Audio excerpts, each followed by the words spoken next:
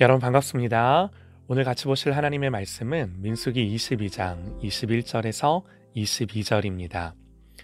발람이 아침에 일어나서 자기 나귀에 안장을 지우고 모압 고관들과 함께 가니 그가 감으로 말미암아 하나님이 진노하심으로. 아멘.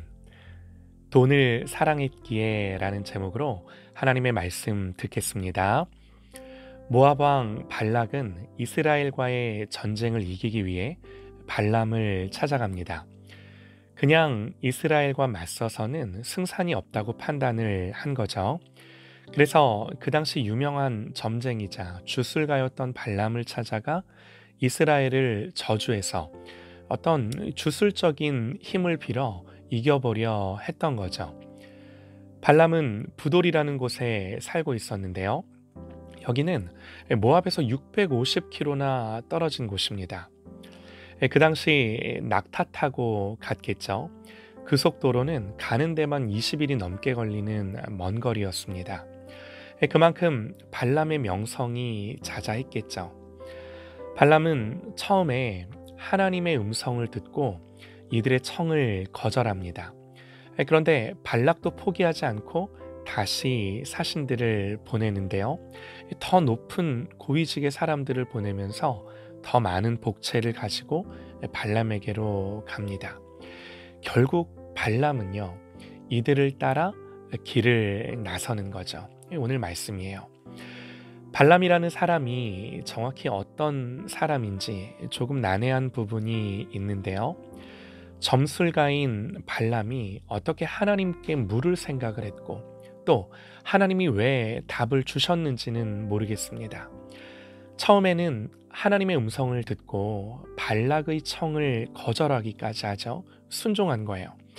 이게 어떻게 가능했는지는 모르지만 범죄하지 않고 하나님을 알 만한 기회가 주어졌던 것은 분명한 거죠.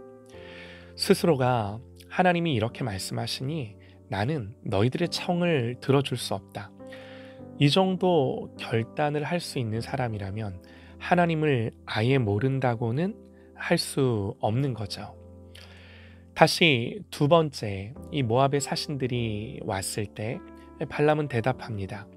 발람이 발락의 신하들에게 대답하여 이르되 발락이 그 집에 가득한 은금을 내게 줄지라도 내가 능히 여호와 내 하나님의 말씀을 어겨 덜하거나 더하지 못하겠노라.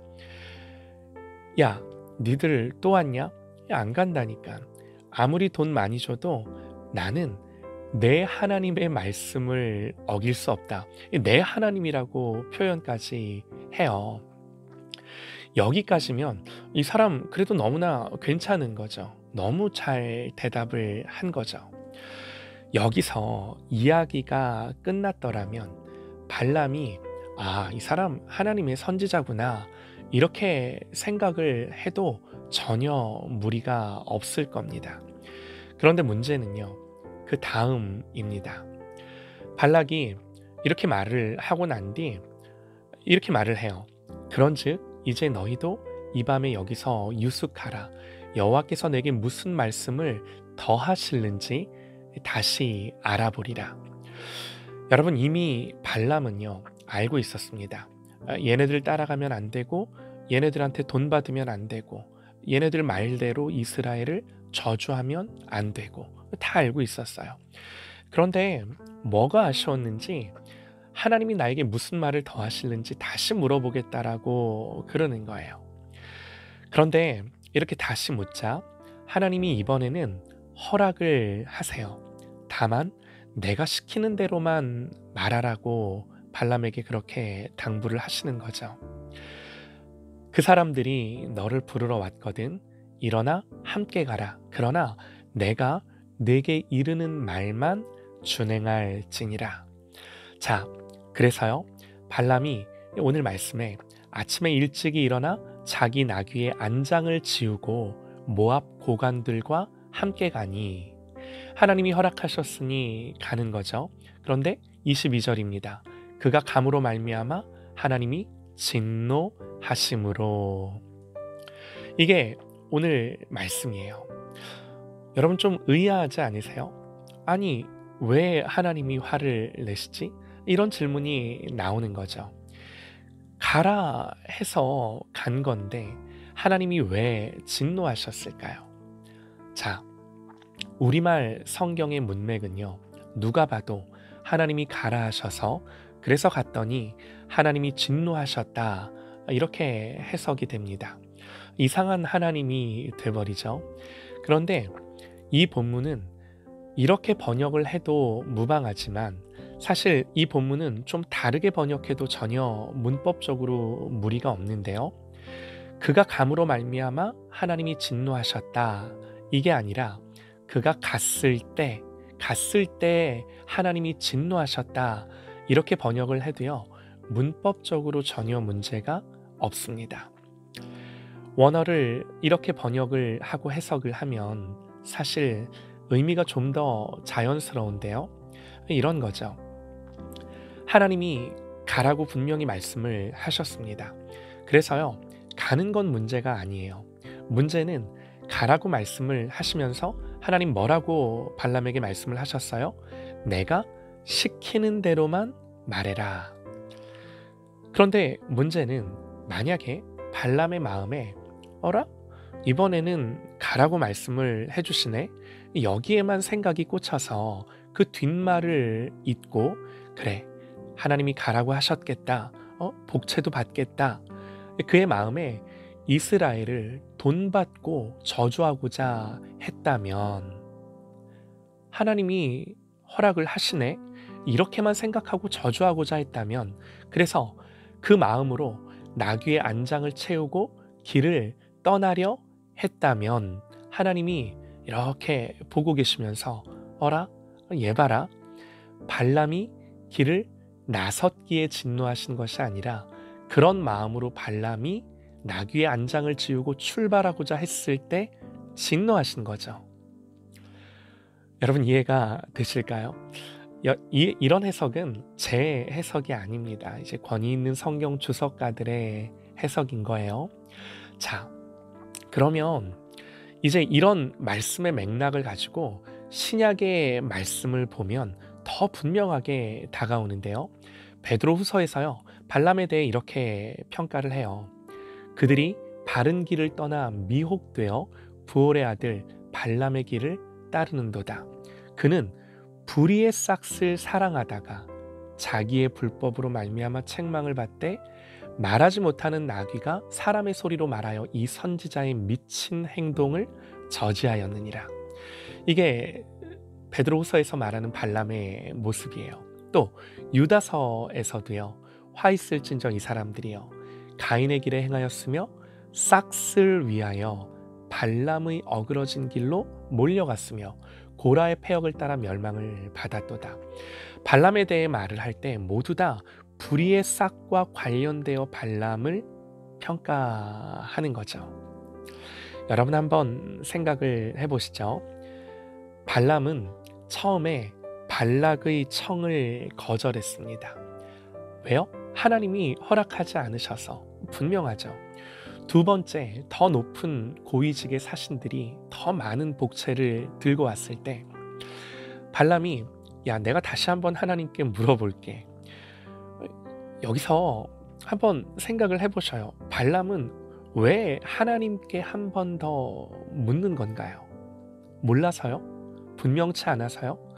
여러분 이건요, 분명치 않은 문제가 아니죠. 무슨 말이냐면 기도해야 될 문제가 아니라 하나님이 이미 말씀하셨기에 철저하게 순종할 문제라는 거예요. 발람의 마음에는 어떤 아쉬움이 있었던 걸까요? 하나님 이런 발람을 보시고 가는 건 허락하시지만 네 맘대로는 말하지 말라고 말씀을 하세요. 그러나 발람의 됨됨이를 봤을 때 이미 모압의 사신들이 들고 온 두둑한 복채의 마음이 가 있었던 거죠. 이게 신약의 해석이에요. 하나님은 그걸로, 그 마음으로 발람이 출발하고자 했을 때 떠났기 때문에 진노하신 것이 아니라 그 마음으로 출발했기 때문에 진노하신 거예요. 방점이 여기에 찍히는 겁니다. 여러분 이 사람을 보면요. 좀 안타까운 부분이 있어요. 하나님께 쓰임 받고 순종할 수 있는 여지가 전혀 없지 않았어요. 그런데 결국에는 그렇게 하지 못합니다. 왜 못했을까요? 뭐가 문제였을까요? 사도 바울은 디모데를 향해서 이렇게 말씀을 합니다. 돈을 사랑함이 일만 악의 뿌리가 되나니 이것을 탐내는 자들은 미혹을 받아 믿음에서 떠나 많은 근심으로써 자기를 찔렀도다. 말씀이 기가 막힙니다.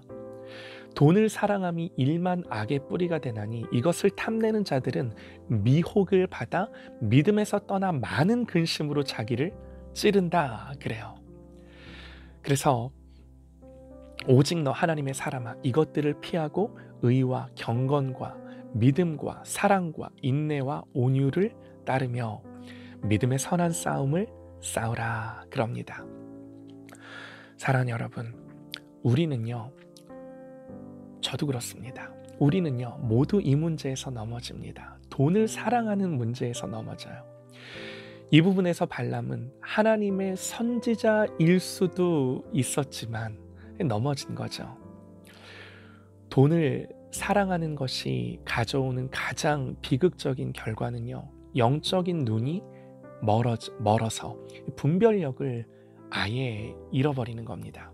돈을 사랑함에 마음이 다 뺏겨서 그나마 있었던 믿음마저도 다 저버리게 된다라고 성경이 말씀하는 거예요. 여러분, 이건요, 누구에게도 쉬운 문제가 아닙니다. 사랑하는 여러분, 성령께서 우리의 마음을 보게 하시고 철저히 우리의 죄된 마음을 보게 하시고 여기에 대한 경각심을 주셔서 분별력을 주셔서 돈을 사랑하는 것이 아니라 그야말로 하나님을 사랑하는 저와 여러분 되시기를 간절히 소망합니다. 성령님 그 마음으로 저와 여러분을 지켜주시기를 주님의 이름으로 축원합니다.